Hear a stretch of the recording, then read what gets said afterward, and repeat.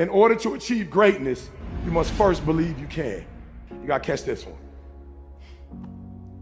I honestly believed in the earlier part of my career, when I used to stand on these kind of stages, I wasn't as effective as I am now. Because when I was first introduced to do something like this, maybe 500 people, 1,000 people, I literally would come in the room, and as gifted and as talented as I was, even though I belonged and I had everything I needed to do, I would walk in the room and feel like I don't belong in this room. I remember, same gift, the videos had already been out, my numbers were great, and I would come in rooms and go, or like that room, like I go to a high school, like boom, I go to a youth detention center, boom, I go to a prison, boom. I come to corporate and go, I don't know if I belong in here. Everybody in the room don't look like me. They don't come from where I come from. I don't know if I belong here. And I'll never forget. And I started talking to Les, and I started naming like, yo, you, Les Brown, this person, #1 in the world. He said, don't you ever say that again. I said, don't say what? He said, you the best in the world right now. I said, what? He said, you the best in the world right now. There's nobody as good as you in the world. You're the best right now. The only reason you're not the best right now is because you don't believe you're the best now. And when you walk out this room, I want you to go in and I'm the best right now. He said, before you even become #1, start to proclaim it and say it long before it happened. Say, I'm the #1 motivational speaker in the world. And when I was number 20, I started saying, I'm the #1 motivational speaker in the world. And I went to the computer, and the world said exactly what I said, that Eric Thomas is #1 in the world. I spoke it, the world heard it, and it activated. Your problem is that you don't believe you belong here. Your problem is that you don't think you should be sitting down here. When I believed that my voice was needed in this world, when I believed that I needed to be on the stage, not for myself, but to speak to a group of people who come from where I come from, a working class, who don't know what it's like to make millions and millions of dollars, who don't understand what wealth looks like, that I needed to come in the room with a single parent mother, with a father not in my life, being homeless and a high school dropout. Only somebody who comes from where you come from can tell you you belong. And I had to get my butt on stage because there's some folks that Les Brown can't reach. There's some folks that Tony Robbins can't reach. There's some folks that only I can reach. And so I need to be on the stage with them, doing what I was called to do. And there are those of you still up there because you don't think you belong in that $1 million home. Look, I'll never forget when I first told them I was moving to California, I was putting my wife deserves to be out of the winter in Michigan. She deserves that. I remember they said, E.T., you moving to Cali? I was like, yeah. They said, what was the first thing they said? You know how expensive California is? I said, it can't be too expensive. There's millions of people that live there. Like for real, when I move there, it won't be like 5 of us in California. There are 5 human beings. I'm like, there's a lot of people live in California. It can't be that expensive. Are you selling your home in Michigan? I said, no, why would I do that? How can you afford 2 homes? How can I not? My wife has MS. How can I not? She wants to be with her family in the summer and she wants to be in the warmth in the winter. How can I not be bi-coastal? I won't be the first one. As a matter of fact, there's some people who own 3 and 4 homes.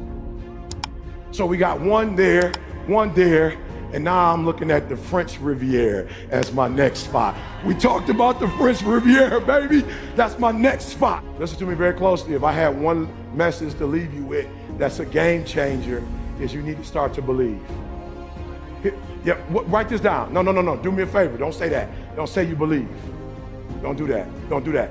Don't say, look, it's not a behavior that I'm looking for, it's a mindset. No, here's the problem. You can't have, as powerful as the human mind is, it cannot think 2 thoughts at once. So here's what I need you to do. You need to get with these people down here and you need to reprogram your mind. All right, let me tell you why I'm saying that. So I got a friend of mine, like he sees how I treat my wife, right? So like I was homeless, high school dropout. So anything, like if Dee Dee thinks it, I'm gonna get it for her. I cook, I clean, like we are a partnership, like we do everything together. And so my boy watched the response I was getting from my wife as I wash clothes, as I cook, as I iron. And I'll never forget, my boy was like, I'm about to do that. And I was like, I wouldn't do that if I was you. He was like, no, I'm gonna start doing that. I was like, I wouldn't do that if I was you. And he didn't understand what I meant. But what I meant by it is, you're going to do it, but you're not gonna be able to do it consistently because you're mimicking my behavior, not my thought process. See, you're gonna stop ironing clothes because somewhere in your mind, you think your wife is subservient. See, somewhere in your mind, you think your wife was born to take care of your needs. I'm not saying there's nothing wrong with that. I'm just telling you, you can't do what I do with that mindset. Like, you can't believe, because so now you're gonna start ironing clothes, and the people in your culture are gonna say, what are you ironing clothes for? That's a woman's job.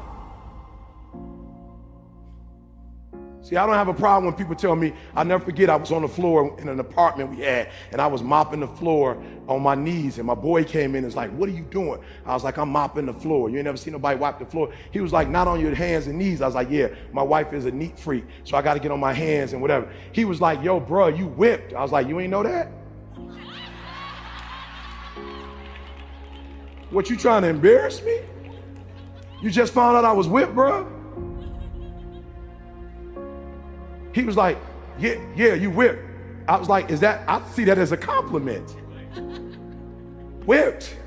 Bruh, when I was homeless and living in abandoned buildings, my girl would sneak me into her crib. When I didn't have a job, she would give me her allowance at 15. When I went to college, she was the one that said, go get your GED and follow me to college or I'm breaking up with you. When I started my speaking career, she was the one that got her job first as a nurse, and we had health insurance, and the first house we bought, my credit was so messed up, she couldn't even take my last name. She bought the first house with her credit. What do you mean about, yeah, I'm whipped and loving it.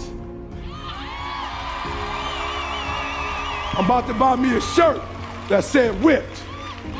So you ain't even gotta ask me. Are you hearing what I'm saying? I worship the ground she walks on because she been there for me since day one. So you can't mimic what I'm doing if you don't think like I think. I look at my wife as a queen. You look at your wife as your servant. There's nothing wrong with that. There's nothing wrong if you guys have those roles. There's nothing wrong with that. I understand that. I've been with my wife my whole life. All of my success. I can't even divorce her because I don't know what's mine and what's hers. Like, I never accomplished anything on my own. You're not hearing what I'm saying. So there are those of you who want to mimic their behavior. It's not their behavior you need. It's their mindset that you need. It's the way they think is what you need. And when you begin to think, let me say this to you, and this is gonna be weird for my working class people. I actually worked harder when I worked. I know I got a GED. I'm so simple, it go right over your head. I'm gonna say it to you one more time. What I make in an hour now presentation, I actually worked harder when I was working. Some of y'all, you have been in the working class your whole life. You missed what I just said. I actually worked more hours, worked harder, and got less money when I used to work. Now that I have a wealth mentality, I just had a promoter call me to do some stuff in another country and was like, a couple hundred. And I'm like, I'm good, bro. And he was like, no, did you hear how much I said? My man couldn't believe I was telling him no. He was like, how can you say no to 200,000? I said, because I'm an ATM machine, I'm wealth. I don't work for money, I think up money.